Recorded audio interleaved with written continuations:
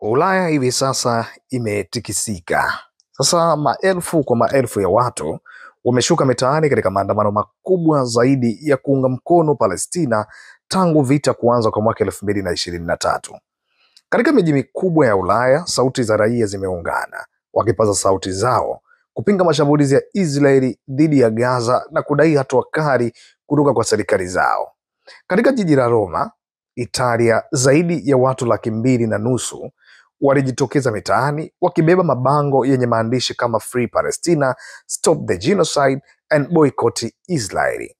Barabara kuu za jiji hilo zilijaa watu kutoka makundi mbalimbali: wanafunzi, wanaharakati, viongozi wa dini na hata wanasiasa wa upinzani. Waandamanaji walikuwa na ujumbe mmoja tu: serikali ya Italia ikate uhusiano za kibiashara na kidiplomasia dhidi ya Israeli. Wengine walivaa mavazi yenye rangi ya bendera ya Palestina wakipaza sauti Gaza will never die, huku wengine wakilia kutokana na picha za watoto waliouawa kwenye vita. Wakati huo huo, nchini Hispania, maandamano makubwa pia yalifanyika katika miji mikuu kama Madrid, Barcelona, Valencia, Bilbao na mitaa mingine. Makumi ya maelfu ya raia walikuwa wamemiminika mitaani wakishinikiza serikali ya Hispania kuchukua msimamo mkali zaidi ya Israeli. Waliitaka serikali kufuata mfumo wa kimataifa ama mataifa machache ya Amerika Kusini yaliyovunja uhusiano na Tel Aviv.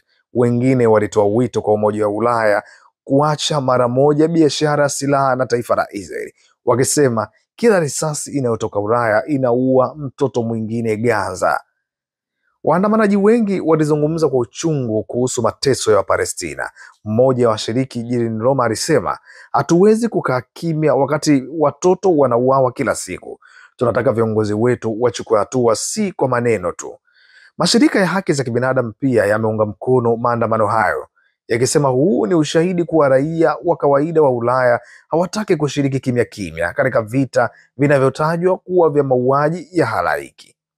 Waandamanaji wanataka hatua zifuatazo zichukuliwe mara moja: kusitishwa kwa uhusiano wa kidiplomasia na Israeli, kufungwa kwa ubalozi wa Israeli katika nchi zao, kusimamishwa kwa biashara ya silaha na bidhaa kutoka makampuni yanayoisaidia vita, msaada wa kibinadamu kwa Gaza.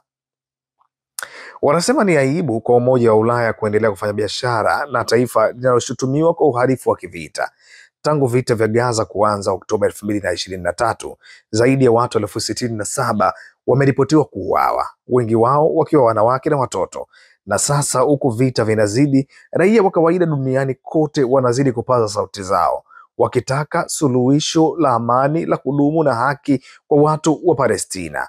Maandamano haya yanaonyesha kuwa sauti ya wananchi wa kawaida bado ina nguvu. Kutoka Roma hadi Madrid, kutoka Ulaya hadi Mashariki ya Kati, ujumbe ni mmoja tu: Stop the killing, Free Palestina.